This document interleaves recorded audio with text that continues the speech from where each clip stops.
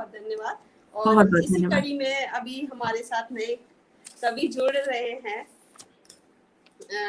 मैं उन्हें आमंत्रित कर रही हूँ अपने मंच पर, डॉक्टर राय कूकना जी। और सर, मैं आपका बहुत तहे दिल से आपका स्वागत करती हूँ और हार्दिक वंदन अभिनंदन करती हूँ इस मंच से कि आप हमारे इस महायज्ञ से जुड़ रहे हैं कविताओं के साथ। तो बहुत सारा स्वागत है आपका जी। जी। बहुत शुक्रिया। तो अर्चना जी, बहुत बहुत आभार आपका। मैं हूं डॉक्टर राय कूकना और आपसे जुड़ रहा हूं एडलेड शहर, ऑस्ट्रेलिया के।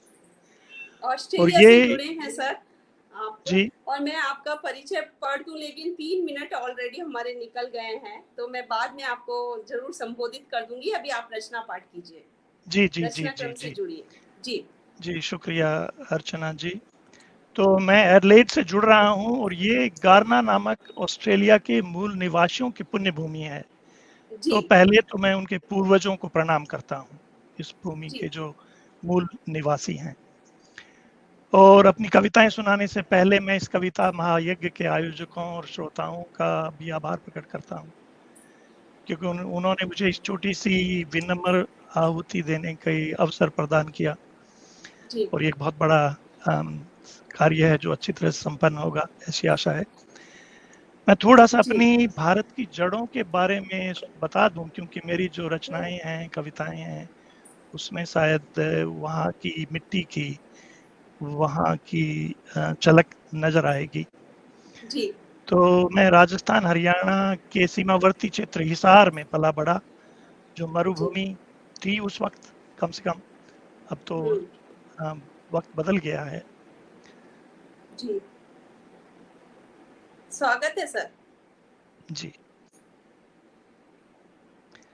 तो और मैं देख रहा हूं कि मेरे परम मित्र पवन शर्मा जी और अन्य कई मित्र जुड़े हुए हैं, तो उनसे मुझे बहुत संबल मिल रहा है और मैं बहुत धन्यवाद करता हूं। और इससे पहले सुयोगवश आज मंच पर डॉक्टर सुहासिनी जी ने भी अपनी रचनाएं पेश की, जो जिनकी हिसार कर्म भूमि रही। और तो सबसे पहले तो मैं अपनी मातृभूमि को नमन ज्ञापित करना चाहता हूं, और वो भी कुंडलिया छंद में। कुंडलिया छंद में जो पहली रचना है मरुधरा, उसके द्वारा मैं अपनी राजस्थानी हिंदी में अपनी मातृभूमि को नमन करना चाहता हूँ। मरुधरा। भारी माटी मरुधरा रजवाड़ारी शान। भारी माटी मरुधरा रजवाड़ारी शान, मीठी बोले मोरनी अलगो जारो गान। वाह वाह वाह वाह वाह, बहुत सुंदर। अलगो जारो गान गोरडी घूमर घाले, टीपा ढलती ढान टोरडी सिंगरी चाले। टोरडी ऊंटनी को कहते हैं, और ढान जो वो मध्यम गति की दौड़ होती है। टीपा ढलती ढान टोरडी सिंगरी चाले, कहे कूकना राय सांझ धोरारी न्यारी, करूं नमन में आज पुण्य ये धरती मारी। वाह वाह। तो ये मेरे अपने भाषा में, अपनी बोली में, हिंदी, राजस्थानी हिंदी में कुंडलिया छंद में उनका नमन था। सर, बहुत माधुर्य है आपकी इस बोली में अपने जिस भाषा जी, में। बहुत शुक्रिया अर्चना जी। माने ये अपनापन दिखाती है। अपन चाहे जी। कितनी भी भाषा के ज्ञानी हो जाए, लेकिन ये जो अपनी जो मातृभाषा होती है, जिसे हमने बचपन में बहुत बोला होता है, उस भाषा में जब हम रचना को लिखते हैं और उसे पढ़ते हैं, तो एक अलग ही आत्मविश्वास बनता है, एक अलग ही सौंदर्य बनता है। तो सर, स्वागत है आपका। जी जी जी जी। तो कुंडलिया छंद में, कुंडलिया बहुत लोकप्रिय जनप्रिय छंद रहा है। आजकल शायद रचनाएं कम लिखी जाती हैं, लेकिन हम जानते हैं जैसे गिरधर कविराय की कुंडलियों के बारे में बहुत जिक्र आता है, और कुंडलिया छंद की एक विशेष व्याकरण है, उसका संवहन करते हुए लिखा है। और मैं पेशे से साइंटिस्ट हूँ और एक पर्यावरण का विशेषज्ञ हूँ, वैज्ञानिक हूँ। तो मेरी कविताओं में शायद तथ्यात्मक बातें ज्यादा नजर आए। साइंस नीरस होती है तो सरस कविता तो शायद आपको नहीं लगेगा। शुभ्रा जी ने बहुत अच्छा इससे पहले प्रस्तुति दी। आपकी भी सस्वर मैंने माहिया सुने, नीलू जी की बड़ी मधुर आवाज में उनकी मधुर वाणी में सरस्वती वंदना भी सुनी, तो वो तो मैं प्रयास नहीं करूंगा, लेकिन एक एक वैज्ञानिक के नाते आजकल की जो एक सामयिक बहुत स्थिति है पानी को लेके, पानी की गंभीर समस्या है और उसी पे मेरा काम है, तो मैंने जल संरक्षण और भूजल पे 2 छोटी-छोटी कुंडलियां लिखी हैं जो बहुत छोटी सीमित सी हैं, तो एक-एक मिनट में आपको सुनाता हूँ। जी सर, स्वागत। तो जल संरक्षण। पानी बिन जीवन नहीं कहते संत सुजान, है अति दोहन हो रहा लें इसका संज्ञान। पानी बिन जीवन नहीं कहते संत सुजान, है अति दोहन हो रहा लें इसका संज्ञान। लें इसका संज्ञान बने ये विपदा भारी, पाले तू यदि नीर पले ये कुदरत सारी। लें इसका संज्ञान बने ये विपदा भारी, पाले तू यदि नीर पले ये कुदरत सारी। कहे कूकणा राय तुरत कर जगत सयानी, कहे कूकणा राय तुरत कर जुगत सयानी। बहे जल सदा जलधार कभी ना सिमटे पानी, बहे सदा जलधार कभी ना सिमटे पानी। बहुत सुंदर। और मैंने देखा है कि आज मेरे बाद में जो कवि आ रहे हैं वो Maharana Pratap university of agriculture technology से हैं, उदयपुर से। व्यास जी। हाँ, जी, उदयपुर से। और मैंने वहाँ उस यूनिवर्सिटी के साथ जल संरक्षण पे काम किया है। अभी प्रोजेक्ट खत्म हुआ है, कुछ साल पहले ऑस्ट्रेलिया से फंडेड था ये प्रोजेक्ट। तो वो भूजल पे था और उस पे मैंने लिखा है, भूजल हम सब के लिए अनुपम जल भंडार, भूजल हम सब के लिए अनुपम जल भंडार। रिस बारिश जिसमें सदा करती जल संचार, करती जल संचार झील भूगर्भित भरती, करती जल संचार झील भूगर्भित भरती। ले इसका संज्ञान ढीले जाए ना बरती। कहे कूकणा राय निधि ये नयन से ओझल, भूजल नयन से ओझल है क्योंकि ग्राउंड वाटर है ना। कहे कूकणा राय निधि ये नयन से ओझल, बिना ताल खुदवाए बचेगा कैसे भूजल। जो पानी बह रहा है उसको रोकना है ताल खुदवा कर, तभी उसमें रिसेगा और भूजल का पुनर्भरण होगा। तो इसको लेके लिखा है। तो इसको आप वैज्ञानिक कविता भी कह सकते हैं क्योंकि सर बहुत उससे अच्छी जुड़ी हुई कविता है। पानी को बचाने के लिए आपने इतनी सुंदर कविता जो प्रेरणादायक भी है, बहुत जी। अच्छी है सर। बहुत बहुत आभार आपका अर्चना जी। तो पानी की बात करते समय मिट्टी की बात, मरुधरा की बात हम कर रहे हैं और हमारे उसमें रहा है कविता में देह के लिए मिट्टी का प्रतीक बहुत आमतौर पे उपयोग में आता है। देह का, प्राण का, और इसका बड़ा प्रतीक है मिट्टी।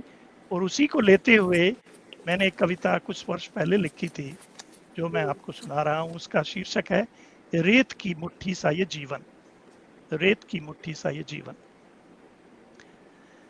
जाने कब फिसले हाथों से रेत की मुट्ठी सा ये जीवन, जाने कब फिसले हाथों से रेत की मुट्ठी सा ये जीवन। वक्र पगों की चाल चलता रेत के सागर में बहता, आंधियों के उग्र असर में दिशाहीन पथिक सा हर दिन, रेत की मुट्ठी सा ये जीवन। इसके द्वारा मैंने जीवन के उतार चढ़ाव, बचपन, जवानी और बुढ़ापे, उसकी तरफ संकेत किया है, रेणु को, मिट्टी को, रेत को प्रतीक मानते हुए। तो वक्र पगों की चाल चलता रेत की सागर में बहता, आंधियों के उग्र असर में दिशाहीन पथिक सा हर दिन, रेत की मुट्ठी सा ये जीवन। एक समय ऐसा आता जब ऐसा लगता है दिशाहीन मानव है, उसमें दिशाहीन पथिक की तरफ बढ़ता है। और फिर जवानी में भतूलों ने घर छुड़ाया, भतूले जो बवंडर कहते हैं धूल के, भतूलों ने घर छुड़ाया, कुछ देर आसमान छुआया, पटक धरा वक्ष पर फिर से याद दिलाया माँ का आंगन। भतूलों ने घर छुड़ाया, कुछ देर आसमान छुआया, पटक धरा वक्ष पर फिर से याद दिलाया माँ का आंगन, रेत की मुट्ठी सा ये जीवन। फिर एक समय आता है सावन बरसा जी लगाकर, धनक धमक से गगन सजाकर, सावन बरसा जी लगाकर, धनक धमक से गगन सजाकर, पोखर नाले भरे नीर से नृत्य नाद संग पुलकित यौवन, रेत की मुट्ठी सा ये जीवन। तो ये यौवन का वर्ण था सावन की तरह धनक धमक, पोखर नाल सभी भरे हैं, नृत्यनाद है और उसके साथ यौवन इस तरह से है। लेकिन घूंट अभी एक ही भरी थी, जलधारा सिमटी बिखरी थी। घूंट अभी एक ही भरी थी, जलधारा सिमटी बिखरी थी।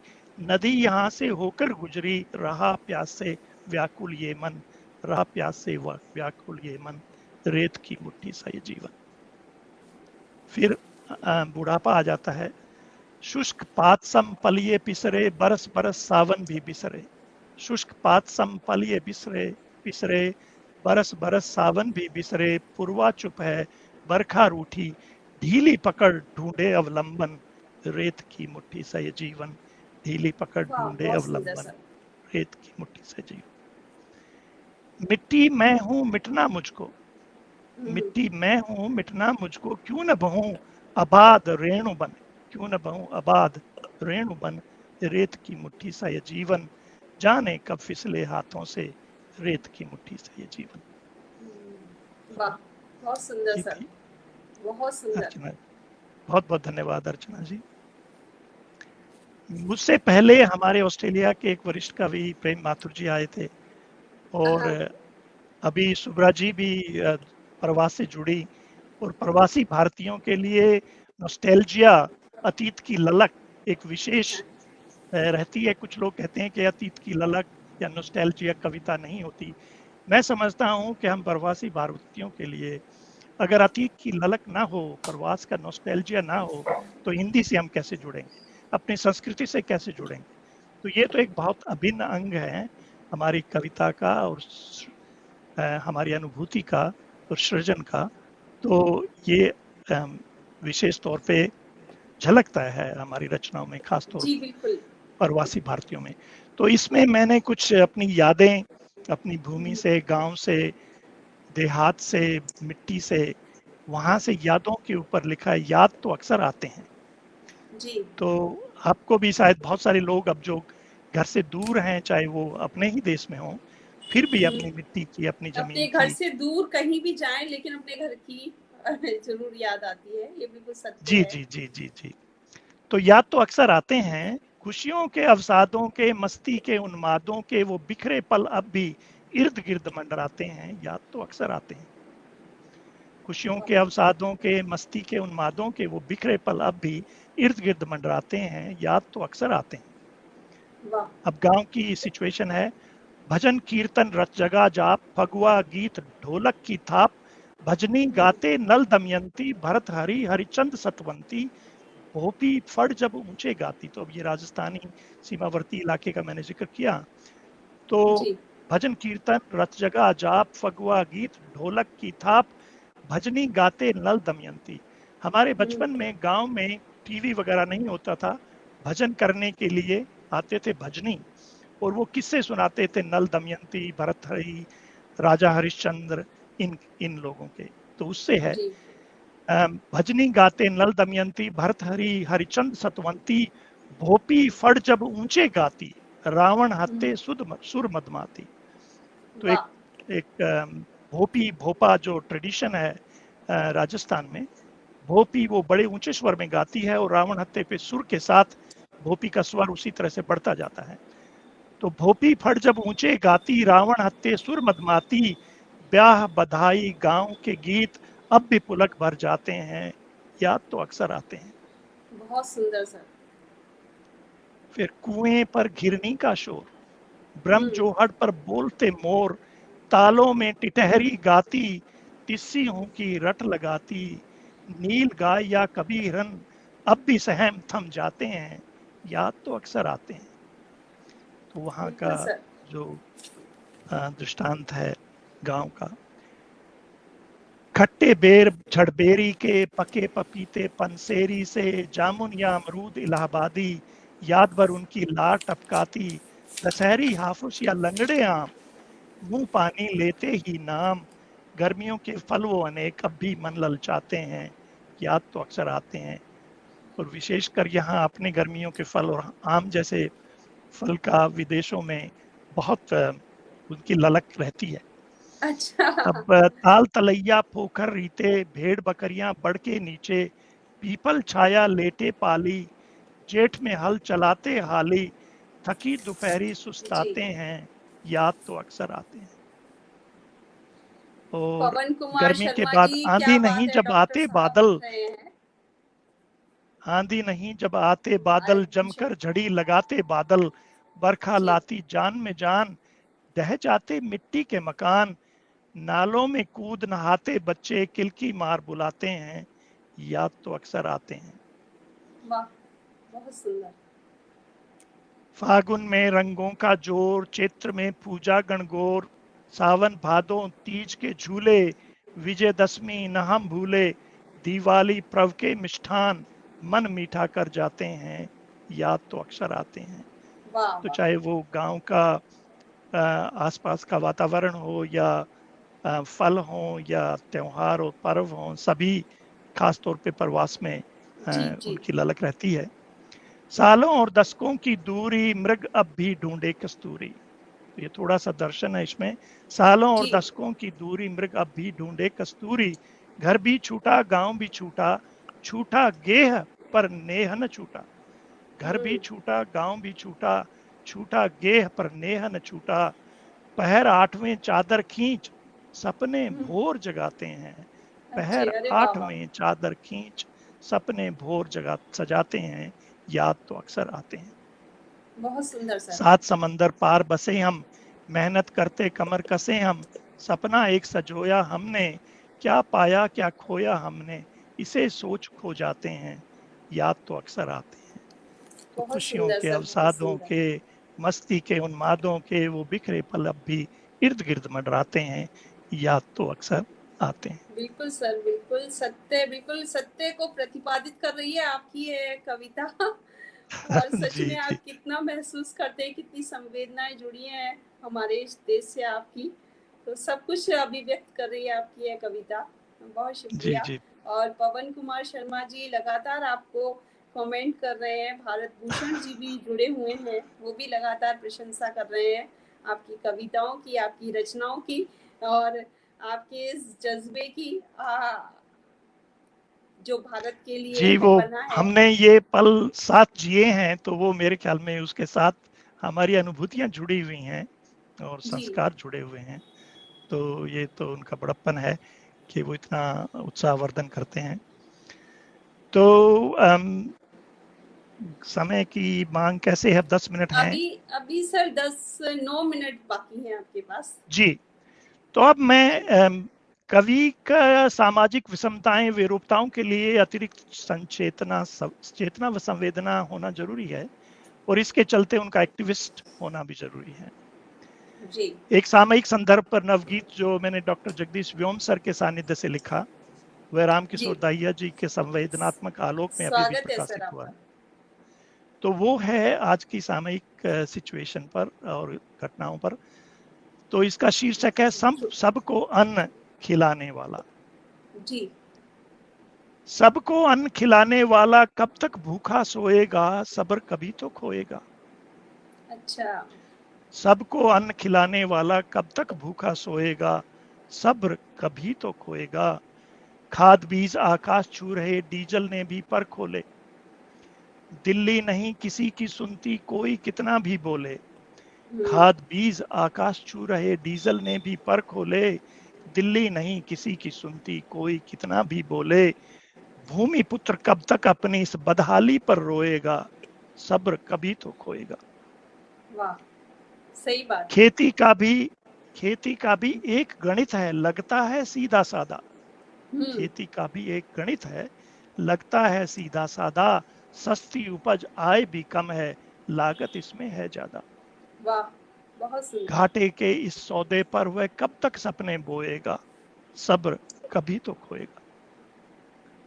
लेकिन आशावादी उसमें पुट को देखिए, धरा पुत्र है सूरवीर ये, चौड़ा है इसका सीना। धरा पुत्र है सूरवीर ये, चौड़ा है इसका सीना। बाधाओं से रहा जूझता, सीखा कष्टों में जीना। धरा पुत्र है सूरवीर ये, चौड़ा है इसका सीना। बाधाओं से रहा जूझता, सीखा कष्टों में जीना। भ्रष्ट तंत्र बढ़ रहा कूकना, लुटिया यही डबोएगा। सब्र कभी तो खोएगा। वाह वाह, बहुत सुंदर सर। और ऐसे में जनकवि नागार्जुन जी की अनपच्चीसी से ये पंक्तियां भी प्रासंगिक हैं। उनको श्रद्धा सुमन अर्पित करते हुए उनकी पंक्तियां अनपच्चीसी से जनकवि नागार्जुन जी की। बैलों के साथी हलदर तुम हंसिया वाले आओ, खान श्रमिक तुम भूत सरीखे काले काले आओ, आओ छटनी के शिकार तुम निपट निराले आओ, आओ तुम बेकार पंगुतम बैठे ठाले आओ, बैलों के साथी हलदर तुम हंसिया वाले आओ। तो ये बहुत उनको सुंदर सर। कवि नागार्जुन बहुत अच्छे कवि रहे हैं और मेरे भी फेवरेट हैं। और उनकी एक जो रचना है, कई दिनों तक चूल्हा रोया चक्की रही उदास, रही उदास, कई दिनों तक चूल्हा रोया चक्की रही उदास, कई दिनों तक कानी कुतिया सोई उनके पास, कई दिनों तक लगी भीत पर छिपकलियों की गश्त, और कई दिनों तक चूहों की भी हालत रही शिकस्त। रही ये जो शिकस्त। उनकी कविता है वो बहुत मुझे हमेशा याद आती है। वो उन्होंने एक बाढ़ की प्रासंगिकता के संदर्भ में जब उन्होंने ये कविता लिखी थी, तो एक बार अवसर मिला था मुझे भी कवि नागार्जुन पर लिखने का, तो मैंने उनके पूरे जीवन वृत्त को पढ़ा और फिर उस पर एक कविता लिखी जो प्रकाशित हुई सर। तो नागार्जुन मेरे भी बहुत पसंदीदा कवि हैं। उन्होंने गरीबी पर और भुखमरी पर, इन सब विषयों को उन्होंने छुआ था और गरीबों के वो मसीहा हुआ करते थे उस समय। कितना बहुत सुखद अच्छा। संयोग है अर्चना जी के हमारे दोनों के। मैंने भी वही पंक्तियां सोची भी थी आज के लिए, अच्छा, जो कई दिनों तक चूल्हा रहा उदास और चूल्हा रोया चक्की लगी, रही उदास। हाँ, जी कई जी। दिनों तक कानी कुतिया सोई उनके पास। बहुत अच्छा। हाँ, ये तो मेरी अब फेवरेट थोड़ा पंक्तियां हैं सा सर। समय बाकी है, मैं आखिरी एक नारी पर, हाँ, वो अभी भी एक 5 अन्य मिनट शोषित शेष है वर्ग सर। है, और उनको लेकर कविता प्रस्तुत करता हूँ। ये भी गांव देहात की पृष्ठभूमि पर लिखी है। इसका अर्थ जी ये नहीं कि शहर या महानगर में इसके इस तरह का नहीं होता, वो इसमें भागीदार नहीं है। वहां जी। भी शोषण अन्य रूप में अपने जाल फैलाए रखता है, लेकिन उसको लेते हुए ये आखिरी, इसका शीर्षक है बधिर जरा सुनो तो ये पुकार। जी तो बधिर जरा सुनो तो ये पुकार, इसमें मेरे ख्याल में आप समझते हैं कि समाज पुकार सुनने के वक्त लगभग बधिर जैसा हो जाता है। बिल्कुल। तो ये नारी पर है। सृष्टि की अभिव्यक्ति हूँ, मानव जाति की शक्ति हूँ, हास हूँ हुलास हूँ, पर अन्याय से हताश हूँ। जननी जी। हूँ पालनहारी हूँ, गृहिणी हूँ मैं नारी हूँ, वेदना चेतना एहसास हूँ, ढूंढो तो आसपास हूँ। वाह। तो इसमें मैंने नारी की अलग अलग जो व्यथाएं हैं उनको कविता की संज्ञा के माध्यम से प्रस्तुत करने की चेष्टा की है। जी तो सर। इसमें कविता के माध्यम से, इस कविता के नैनो चुभता अध जले चूल्हे का धुआं, हम्म। इस कविता के नैनो चुभता अध जले चूल्हे का धुआं, मटकी घड़ा रास रसी दूर तलहटी का कुआं, धूल दूसरित मैला आंगन थकी मांदी बुहारी, चूल्हा चौका जूठन बासन खाली खाली बुखारी, वाह। चना चुग्गा पशु पाखी ढोर ढार चारा, घर गृहस्थ पास पड़ोस बांटती सहारा। बहुत सुंदर इस सर। कविता के पाटों पिसता हाथ चाकी का आटा, इस कविता हम्म। के पाटों पिसता हाथ चाकी का आटा, किसका हिस्सा कैसा किस्सा बेलाग बांटा, पापी पेट हेतु पकाती रोज वही दाना, भाग भाग भेजती भाता, हाली का खाना, हाली के खाने को भाता कहते हैं, भाग भाग बहुत भेजती भाता हाली का खाना, घर बार छोड़ छाड़ पहुंचती खेत खलियान, देरी अगर टाले न टले टूट जाए आसमान, घर बार छोड़ छाड़ पहुंचती खेत खलियान, देरी अगर टाले न टले टूट जाए आसमान, सर्दी गर्मी आंधी लू चाहे बरखा या तूफान, घर खेत दोनों में खपती निस्दिन एक समान, घर खेत दोनों में खपती निस्दिन एक समान। इस कविता में उबलता दूध खट्टा मीठा दही, छाछ भी फूंक फूंक पीती सास कही अनकही, इस जी। कविता में उबलता दूध खट्टा मीठा दही, छाछ भी फूंक फूंक पीती सास कही अनकही, धीमी आंच नित करे जांच अवरुद्ध भावों का बिलौना, रजनी सजनी चूर हो रात ढूंढती बिछौना। लोक लाज जी तिमिर तोम चुप चुप पाती पिया संग, टूटी थकी मसली पसली गिला सिकवा रहता प्रसंग, प्रसव पीड़ा हारी बीमारी दवा दारू रहे दया पर नाथ, पति देव परमेश्वर कहलाते फिर भी उठता अक्सर हाथ। हाँ इस कविता के माथे टीका यदा कदा हार सिंगार, हाँ इस कविता के माथे टीका यदा कदा हार सिंगार, शादी ब्याह बार त्योहार और नृत्य कभी कभार, बाल गोपाल लोल लोचन ममता प्यार दुलार, लोरी बन गाती ये कविता इस जीवन का सार, बाल गोपाल लोल लोचन ममता प्यार दुलार, लोरी बन गाती ये कविता इस जीवन का सार, जय जननी जय जय हे जग की पालनहार, निराश हताश बेकरार बधिर, जरा सुनो तो ये पुकार। बहुत सुंदर सर। अर्चना जी, आपका इसके हम साथ ही आभार। जी बहुत सुंदर आपकी रचनाएं सर, बहुत सशक्त और सार्थक भी। जीवन के संदर्भ में आपकी सारी कविताएं बहुत सार्थक हैं और विविध रंग बिखेरती हुई आपकी कविताओं का आपने यहाँ कविताओं को पढ़ा पाठन किया, इसके लिए आपका बहुत शुक्रिया। और समय सीमा में बंधे हैं हम जी चाहते थे कि आपको और सुने, लेकिन अभी ऑलरेडी 2 कवि रह गए हैं और हमारा समय भी आधा घंटा ही है हमारे पास। तो जी, बहुत सर बहुत आभार आपका मंच सुंदर से बहुत संचालन के लिए और इस अवसर के लिए सभी श्रोताओं को ध्यान से जी, तन्मयता से जी सुनने सर के लिए बहुत नमस्कार। शुक्रिया और आपका बहुत आभार व्यक्त करती हूँ मैं हृदय से और इस मंच से भी कि आप इतनी दूर देश से हमारे बीच जुड़े हुए हैं और इतनी सुंदर कविताएं आपने पढ़ी, इतनी सशक्त और सार्थक कविताएं, जीवन को प्रेरणादायी होती कविताएं आपने हमारे मंच से पढ़ी। आपका बहुत धन्यवाद।